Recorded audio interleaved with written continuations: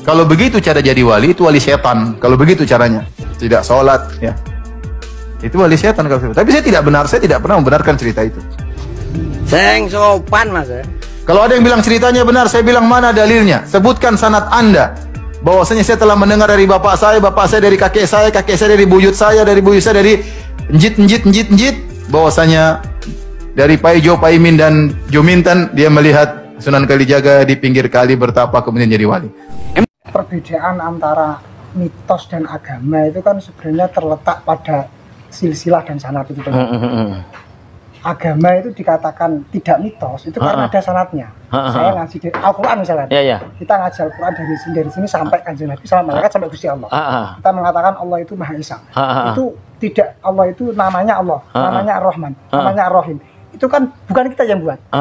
Tapi ada sanadnya. Di samping itu nama yang pas untuk Gusti Allah itu juga ada sanadnya. Tapi nek mitos kan nggak ada yang bilang siapa.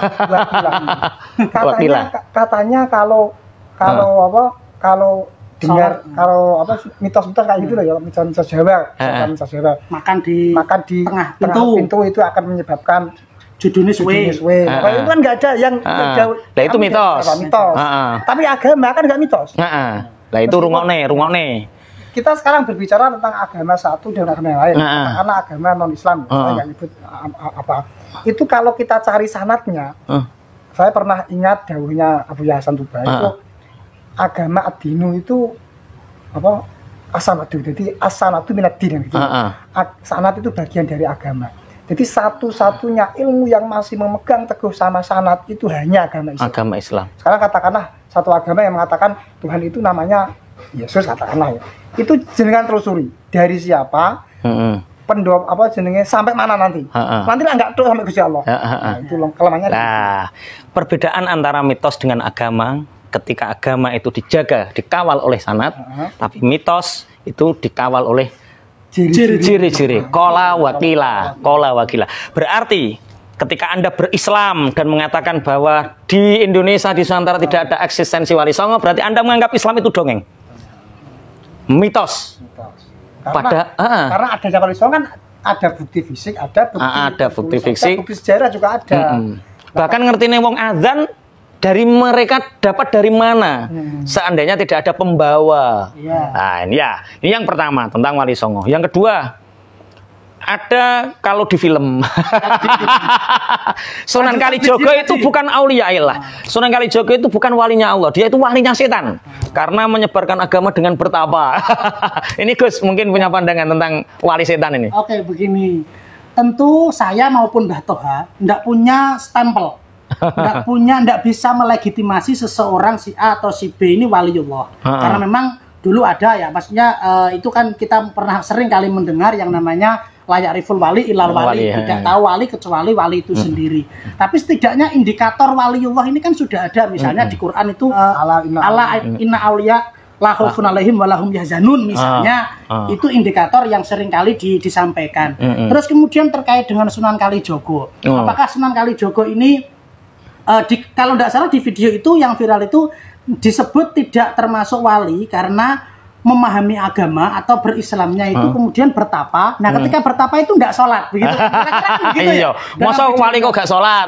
Masa wali kok gak sholat? Mereka mungkin belum baca surat itu kan ada Al-Kahfi itu kan ada. Apakah mereka juga sholat? Mungkin belum sampai situ. Jadi kalau apa yang disampaikan oleh kakak saya tadi kan seperti ini, contoh misalnya seperti Ashabul Kahfi, yang mana Ashabul Kahfi itu tidur sekitar 350 tahun misalnya, sekian tahun lah, sekian tahun. Apakah itu sholat? Ya tentu tidak sholat. Apakah kemudian kalau tidak sholat itu haram? Ya enggak, wong dia tidur. Nah, bisa jadi Wali Songo atau maaf, bisa jadi Mbah Sunan Kalijogo itu tidak sholat karena memang sudah hilang akalnya. Kalau hilang akalnya kan ya nggak wajib sholat. Wong sholat itu syaratnya harus punya akal, yang tidak berakal yang tidak sholat. Berarti ketika tidur, ketika dia gila, hilang akalnya, dia tidak wajib sholat. Nah, coba yang ngomong kalau Mbah Sunan Kalijogo ini bukan waliullah, ini dia siapa gitu loh? Dia siapa? Apakah dia itu bisa menjustifikasi? Apakah dia tahu bener-bener nggak sholat, dan Mbah Sunan Kalijogo ketika itu waras punya akal kan juga nggak bisa membuktikan dia. Nggak mukallaf ya. Jadi ngawur juga. Kalau misalnya ngomong itu ngawur juga. Cuman ini hati-hati.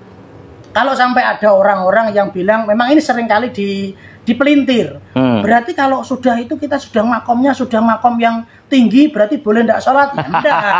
Sekali lagi semua orang yang tasawufnya lebih tinggi atau makomnya sufi itu lebih tinggi, tentu syariatnya lebih jos. Jadi ada orang yang memang dikehendaki Allah dengan majdzub.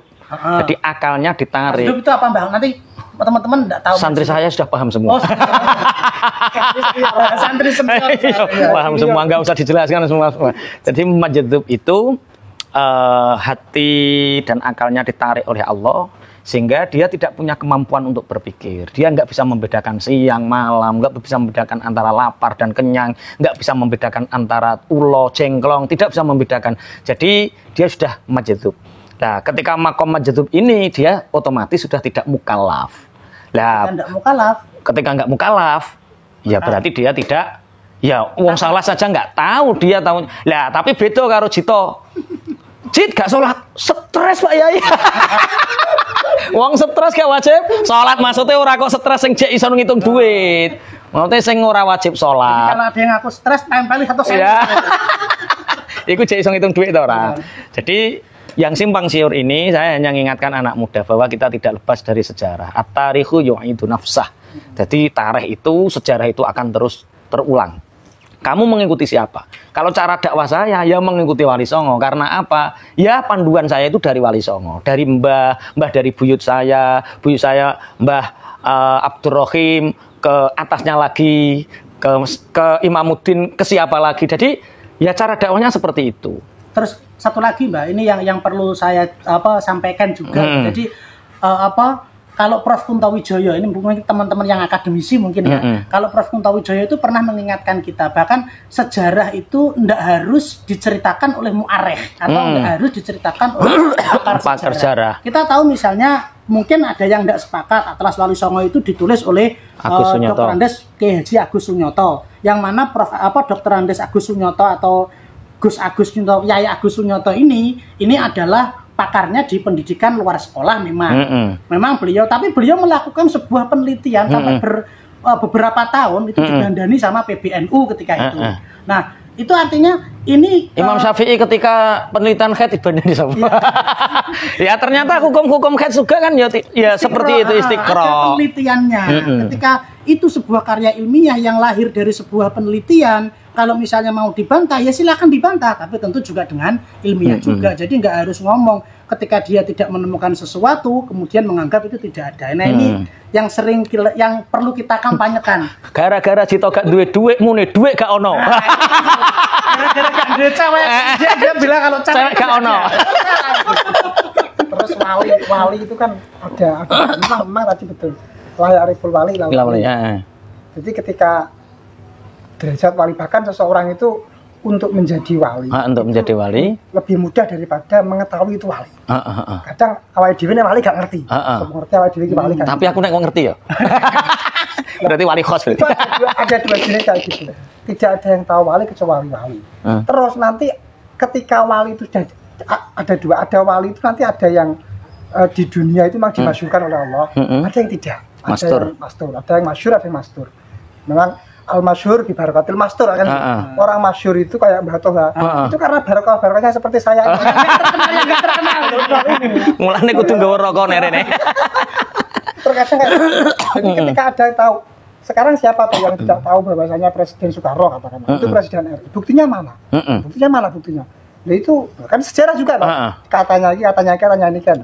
Itu sudah musyahadah, sudah semua orang sudah tahu. Padahal seandainya diitisolkan belum tentu ada orang yang bisa mengintisol. Saya tahu Presiden Soekarno bahwa dia presiden dari ini, mutasil sampai Soekarno belum tentu loh. Tapi sejarah itu disepakati. Karena sudah tahu musalsal. Mujma'alah. Kalau pikir gitu mujma'alah. Mungkin seseorang itu sepakat untuk mengatakan Mbah Sunan Kalijaga itu bukan wali. Jadi nggak mungkin orang itu sepakat menyatakan bahwa Sunan Kalijaga itu wali, padahal dia bukan wali ya. Jadi Raden Syahid itu bukan wali. Orang-orang ayo sepakat, mari kita jadikan Wali. Itu kan nggak mungkin. Itu dalam usul fikih kan sudah jelas toh, bahwa tidak bisa seseorang banyak menyepakati sesuatu yang mungkarot. Makanya, jadi intinya kalau kita menjadi orang yang betul-betul bersyukur, ya syukurlah keimanan kita. Lah keimanan kita, barokahnya Wali Songo, ya bersyukurlah bahwa itu adalah jasa-jasa beliau, jasa-jasa mereka.